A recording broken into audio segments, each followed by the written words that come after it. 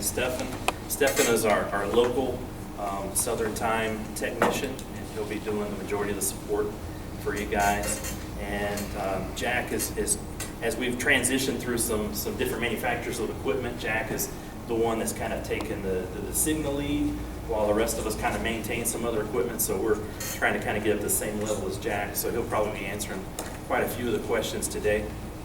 But I guess what we're going to do this morning, after talking this strategy over, is we'll go over the basic operation of the WINPOS, the point of sale system that's out there in the booth, and try to answer some of the questions and things you may have. We'll go over kind of the basic operation. There'll be things that we won't be able to do here, like actually probably processing a ticket, because it's going to ask to put a blank ticket in, or to retrieve a ticket, or to pull the receipt.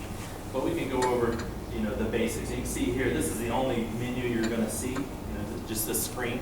So it's very simple. There's only really a few buttons outside of entering the amount of money that the patron's giving you that you're even going to really hit. So, it's the simple operations, very user-friendly.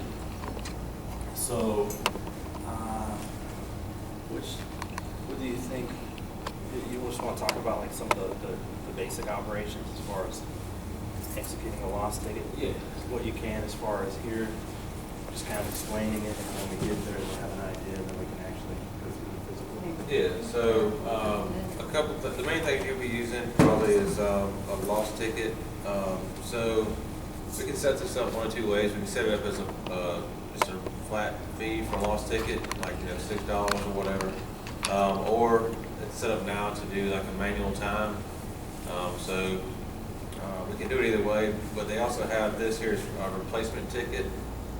So if you encounter a ticket that you insert and for some reason the barcode is damaged or won't read the barcode, you can hit replacement ticket and actually enter the serial number for the ticket, and then it'll find the ticket in the system and display the fee then. Day pass, this is something for like if you want to do like a multi-day pass. I don't think you guys will be using anything like that. But if you did, you could do like a $20 flat rate for 2 days, 3 days, or whatever, Some of these other things. What's the ones that they actually have configured? Because those that they're not. Yeah. Yeah. So these day pass, one use ticket, the prepaid ticket, and this prolonged card, all those hotel ones. These aren't set up in your system. That's like something you would use for like special use. But one I think you guys will use is special rate. So it's, if you have like a account for like the city workers or something like that, they'll put their ticket in, and then you'll use special rate along with a number, whatever number the account's set up for, and that will validate the ticket and place it on their account. Let's see. So basic operation though really is you insert the ticket, it'll display the fee up here, and then you can either use one of these hotkeys here, like $5, $10, or $20, or if it's using a credit card, the credit card reader will automatically tell you to swipe the card. You don't do anything but just put the ticket in, swipe the card, and then it'll process on its own. And if you want to, you can do, if they give you the exact amount, you can just hit paid or paid receipt if you want a receipt. Or if you want to, you can actually manually enter the number over here of how, if they give you $12 or whatever, you can put it here. You gotta take it off. No. Okay. Just talk about the main system. We'll go back in and elaborate. Because we'll try to ask them what they want to do with their special rates. I don't want to do a loss ticket. Yeah. And we just talk about it's going to ask you to return the ticket, print the receipt. Yeah. So. Excuse me, did you mean that if they paid the exact amount, you don't punch in the number, you just hit paid receipt? Yeah, you can hit paid, okay. or you can ask if they want to see if they want to do. You can hit paid receipt. If not, you can just hit paid. Okay. Can it be set up to always issue a receipt? It will issue a receipt if you use any of these keys. or if you hit pay receipt. So, But not always. yeah, the only time it won't is if you hit just paid. Okay. So if you hit any of the other ones, it will. Does this have the ability to go back and do a receipt? No. They don't have a. You have to do the receipt at the time of the transaction, you can't go Yeah, back. so, yeah, that's one thing too, if you know, if you print one without, if you process transaction with no receipt, and they say, oh, well, I need a receipt, then, you know, unfortunately, there's no way to do it here. They can do it at the office through the workstation, but not at the actual terminal. So it's best probably to just hit paid receipt. Yeah, just That's go the ahead. same thing as Yeah, all I the mean- time, just hit paid receipt, then you go. Yeah, so if they don't want it, you know, what it is, what Trash it it. is. Yeah. Yeah, exactly.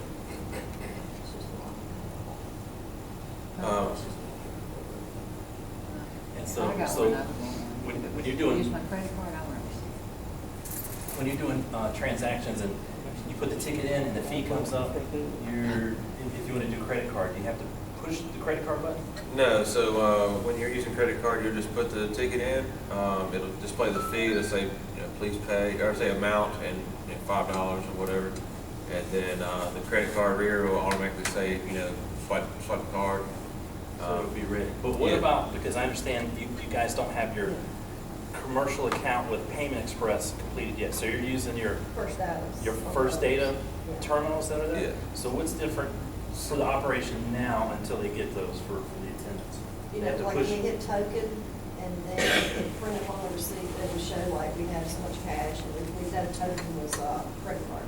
Yeah, you can do it that way, or you can just run it as cash and attach the receipt with the ticket or something like that. Because it'll give you But the if we hit ticket back. token, it'll still give us a separation there. Right. So that the tenant would know how much credit Yeah. card they would have.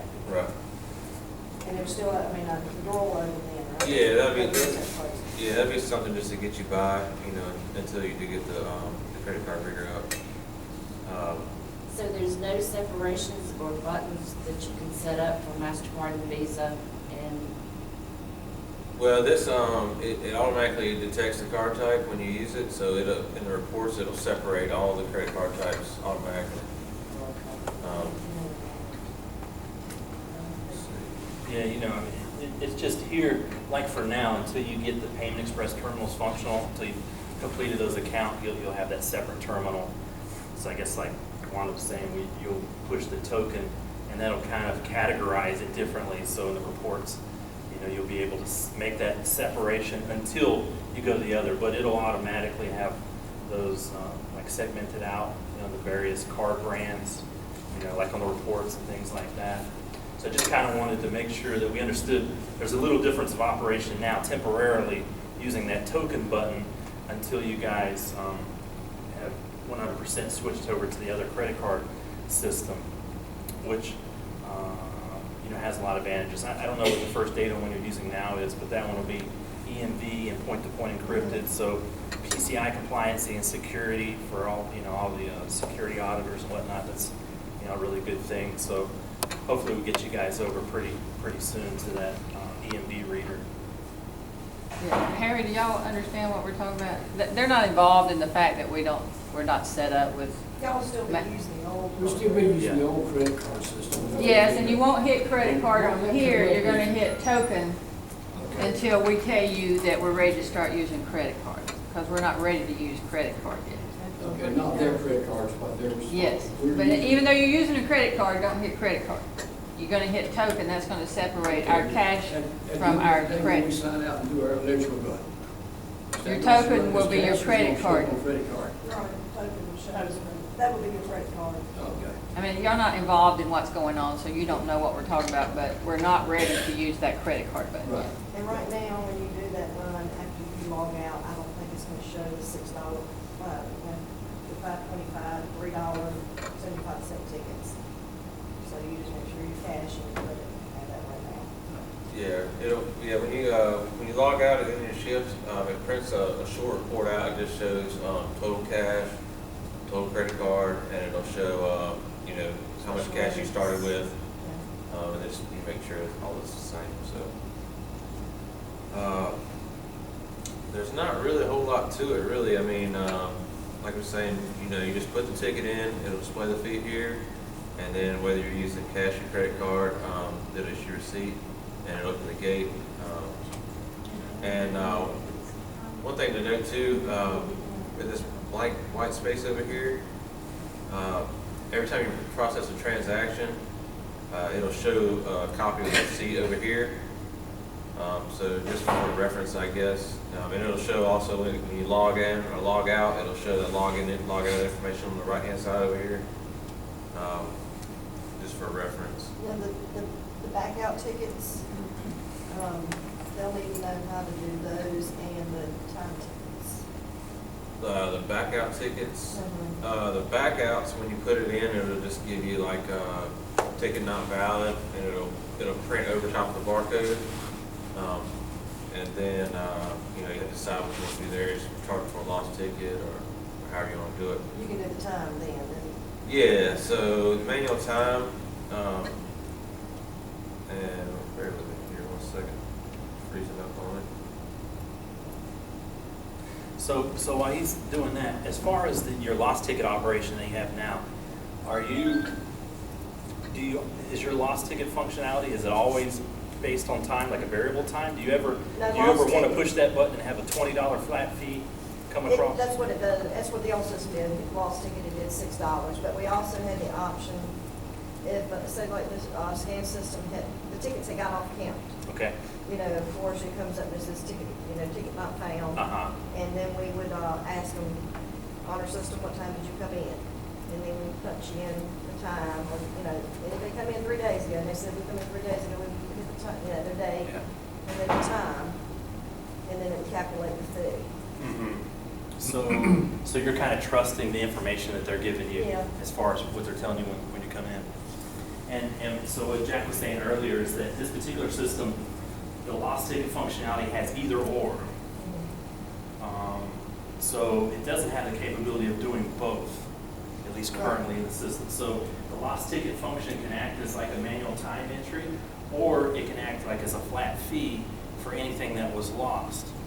Yeah, the lost tickets, we're used to having a flat fee of $6. Flat But fees. all right, we're gonna have a lockdown. We know we are during market. And I know we can set it to let so many cars in after that lock full sign comes on because we have a bridge, the little bridge. Okay. But then we'll have like handicapped people come in, or people whose cars haven't got issued, or, and I know we can have them call and we can open the gate, but we know they're not gonna have a ticket, or we're gonna have to go in there and write them something to let us know when they come back out to hand that to us, so that we can do a time entry ticket, or time entry for those. Because, in situations with the market, there's always the lot full, and there's some that you have to get in. The replacement ticket always going to be dependent upon having a serial. So it won't issue a ticket then if it's a lot full and it's let that set number in. Right. It's not gonna issue a ticket, right? Yeah, right. So if I have to have them call me and open the gate, they're not gonna get a ticket.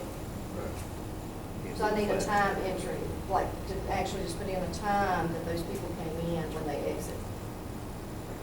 And there's no way to do a switch like y'all did before to disable lot full for long enough to give a ticket to let them in and then cut it back on. No, this is dependent completely upon counts, so there's no mechanical switch that actually controls the lot full of the server. But I just need to know how to do a manual time Yeah, so. of entry. What we were thinking about, like when, basically, if you wanted to charge them a full day and go back maybe whatever time it was today, say 9/23, but do yesterday's date at 9/23. That way it would come up as a full day's charge for the flat rate. But like say I've seen somebody come, I know I let them in, like Yeah. they had to pick up somebody that was handicapped. Right. But the lot full signs on, and no ticket's gonna issue Right. because it's already gone past those 10 past the lockdown set account. So we'll open the gate, they're gonna tell me who they are, and I'll give them a time to tell me when they come back in like 10 minutes. I mean, I don't wanna charge them $6 for coming in for 10 minutes Yeah. to pick up a handicapped person. Right. Yeah. Well, you So I could, just yeah, need you to could know exactly override how that. to do a time to calculate the fee. Right. Well, the way we tested it, you just hit the lost ticket and then you can just Yes. punch in the time. Now, you do have to know the format's a little different because it's So the lost ticket is best to leave as the formulation now instead of what. Yeah, that Yeah. variable, that Yeah, variable, I think so. that you can put in the variable date and time, and then that way you can put in whatever it is, and then the fee calculation will be dictated based upon that entry date and time. And as far as doing like a flat rate of $6 or something, we'll go back and address that. We'll see if there's not some other way of doing like a flat fee. Right now, our understanding is that that lost ticket button can either do fixed or it can be variable. So right now, based upon what you're telling us, we're gonna leave that variable like what he's got. And I think what Stefan is saying is that if you need to do like, if like your 24 hours is a $6, you know, and you've got somebody has a lost ticket and you want to charge them $6, I think Stefan's saying if you just go back 24 hours from now, it's going to be $6. So Or go back 8 hours. it'll kind of 8 basically hours, yeah, just be like a flat rate until, you know, we can get with the Cigna and see if there's something else we can do. There are some other things like special rates and things like that that Jack quickly mentioned earlier that we can do some different things with, but that usually dictates having to have a ticket. And if you don't have a ticket, then that's where it kind of falls back on the lost ticket functionality. And right now, it's kind of dedicated to either this or that, you know. And in our case, it sounds like we need to stay with that variable. They date don't entry. have a lot, when you say they can, you know, they have a lost ticket. We'll have to still have something to put into the machine, validate. Yeah, you'll want to have some blank tickets up there on the counter, and because those blank tickets, it will ask for that. It wants to validate something and give you something tangible, I guess, in return. So you'll want to, in each of your booths, have some blank tickets, so when you do a lost ticket, it's going to ask you to put that in so that it can, you know, go ahead and print and do some accountability for that. Okay. Yeah, so the lost ticket button, so I want to just go ahead and say this. Some of the stuff, this is a German company, so we had a little trouble with some of the translation stuff, but